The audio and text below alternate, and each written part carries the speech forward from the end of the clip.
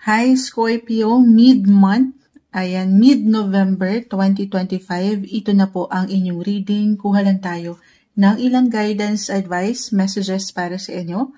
Of course, mensaheng gabay lamang po. Scorpio, energy check tayo para sa mga taong maaaring makapakinig nito. Scorpio, guidance, message po para sa kanila. Kamusta kayo? Nandito pa rin tayo. Birthday season nyo pa rin. Anong ganap? Hindi kailangan katakutan or ano pa man. This is the death card. Alam ko, parang ginulat tayo bigla, no? Kaka-mention ko kasi na kayo nag-birthday. The death card, isang indikasyon yan na dumadaan kayo sa patuloy na transitions, transformation. You are being reborn. Parang ganon. Papanganak kayo ulit. Ganon yung energy. Nagsisimula kayo ulit sa una. Huwag nyo lang iiwanan ng inyong mga sarili ng limita. Naka-reverse kasi. Or maybe this is a sign. Ayan. Sundin nyo na, gawin nyo na. Kung ano yung mga gusto nyo pang gawin. Life is too short, guys. Parang ganun, Scorpio, yung energy. Sige, ay tayo. Hindi kailangan katakutan, ha? Meron po yung kalakip na mensahe. Scorpio, guidance para sa inyo. Okay. Kumartalon. Oh, deserve nyo to, guys. Alin yan? I see healing. Recovery. So, iba-iba tayo nung... Ayan, oh. Iba-iba po tayo ng approach. Scorpio, tayo ay general reading. Just only take what resonate. Iba-iba ang bawat isa doon sa approach kung paano kayo magpapagaling, kung paano kayo magpapahilom sa healing process, if ever meron na kayong pinagdaanan talaga from your past relationships. Ayan, napakalawak ng sektor rin ng relasyon, pag-ibig, pamilya, trabaho. Ayan na, isama na natin tayo ay general reading. Ginulat na rin ba kayo ng ilang pagkakataon? Or mid-month nga tayo, Scorpio, pwede ito. Ngayon nyo palang mararamdaman, I will be honest. Pero at the end of the day, the lovers, guys. At sasabihin ko pala, at the end of the day, mananaig ang pag-ibig kasi may puso dito. Yes po. Maaring for Scorpio, if you're in a relationship, partnership, single ka pa man, pwede itong mag-apply sa matatawag mong partner in life, partner in business, sa mas practical. Maaring meron kayong hindi pagkaunawaan ngayong mid-November, napaka-normal nito. Misunderstanding, miscommunication, at dito mapag-aalala kayo, mapag-iisip.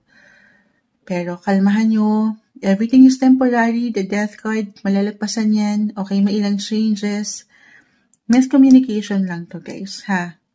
Misunderstanding, or baka hindi kayo magtagpo at one point ng inyong partner na ito. At sa huli, mapapaangat, or ito yung pinaka-advice, papaangat din ang pag-unawa. Bakit nga ba tayo na-stress? Bakit napag-iiwanan tayo ng ilang worry? Bakit di kayo napagtutulog minsan? Kasi nga, mahal nyo. Ayan, mahalaga sa inyo ang taong ito. May puso. Ayan, the lovers. Tinapos na tayo. Actually, Scorpio, si Venus, the planet of love, beauty, attraction, is currently nasa inyong mga sign, guys. Now, ang perfect, since andito tayo birthday season nyo, deserve nyo to, you deserve love, happiness, beauty, ayan. Meron. Ito na, umangat na ang inyong mga knight in shining armor. Kung single kayo at ready kayo to mingle, I see new connections, new friendship, new love interest with the Ace of Cups. Kung kayo lang naman ay handa na, ha. Sabi ko nga, iba-iba po tayo ng healing. Just because sinabi ni Moonshot na okay na ako. Okay na ako. Ay, papakiramdaman nyo pa rin ang inyong mga sarili, ha? Stay flexible, adaptable this month. The Tower is in reverse. Expect the unexpected. Life in general to. Kung yan, again, ay may patungkol sa matatawag nyong kapareha sa trabaho man, business, or personal na relasyon. Ayan, sabay sa ilang pagkakaiba. Kasi totoo naman, wala namang perfect relationship. At maayos to sa aking nakikita naman. If ever lang naman po, ay hindi kayo magtagpo ng enerhiya ngayong mid-November. Okay? Kung hindi yan mag-apply, sige, hugutan natin ng ilang messages. kung ito po ay may patungkol sa inyong mga kaperahan, trabaho, or meron ba kayong inaasahan na paparating sa inyong pera pero in a way nagkakaroon ng kabagalan, napopostpone dahil sa ilang kadahilanan. So, reversal po yung energy natin, Scorpio. Pwede itong higit na mag-apply sa'yo or sa isang tao. I will be honest, baka dito yun. Dito kayo magkaroon ng tensyon, umiksi ang inyong mga pasensya, pero may dahilan po. Okay, mababayaran, makakarating to sa inyo. Kung meron talaga kayong problema, physically, mentally, emotionally, financially, or even spiritually, the Death card is here, andito na lahat. Hindi kayo nag-iisa, Scorpio. Meron kayong pwedeng malapitan at ito yung ilang tao nandyan, totoo sa'yo, pamilya. Since nandito tayo, sabi ko nga, balikan mo, sa inyong paraan ha. Reconnect sa inyong mga mahal sa buhay. Kahit over the net lang ito kung malayo talaga kayo. Kasi I feel na parang may pagka-miss at may makukumpleto.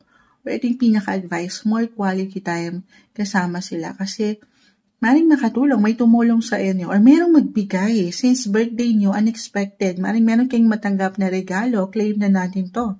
At dito ay matutugunan po ang ilang pangangailangan. Kung sa kaperahan kasi, parang dito rin kayo ginugulat, Scorpio, meron bang ganito ng ilang situation? Parang, yes, merong pumapasok moonchild. But at the same time, parang palabas ang mga situation, the Death card, the Ten of Swords, parang dito kayo naiwanan ng worry. May ganun po ba? Parang, may mga gastusin na normal. May ilang bills, payments na kailangan tugunan. At minsan, syempre, hindi nagiging madali sa hirap ng buhay. Lalo pa kung may ilang obligations na kayo or responsibilities talaga. Okay. Ganun din ang maiiwan ko, ha? May support po. Or kung talagang wala moonchild, mag-isa lang ako. The King of Swords. Okay, I'm getting a message dito na someone nakatataas. Okay, why not? Sa mas practical, since naturally you're in the 8th house, ang lawak nito, Scorpio 8th house, this is about other people's money. Maring outside ito sa meron ka. Okay, pwede itong pagdating sa gobyerno, paayuda ba ito, or meron kayong nilalakad para may pumasok na pera sa bangko, paglo-loan, hindi kayo mawawalan guys. May solusyon, resolution, at yan at the end of the day, malalagpasan ito. Ano mang pwedeng ihain ng universe, lalo pa yung mga hindi kagaanan sa inyong buhay. Deserve nyo to. Siyempre naman, sabi ko nga, na maging masaya. Maging maganda, gumaganda ang inyong mga aura guys. Ayan, or maybe divert your energy kung talagang medyo low-key lang ang mga bagay. Kanino i-divert? Dito sa mga aking na-mention kung saan kayo higit na magiging masaya. Yes po. Patuloy na dumadaan kayo sa ilang changes, transitions, transformation ng buhay, sabay kayo dito. Kahit paminsan hindi nagiging madali. Oo. Love, love, love guys. You deserve love. Ito yung umaangat na guidance, advice, messages para sa inyo. Mid-November po tayo. Mid-November 2025, Scorpio.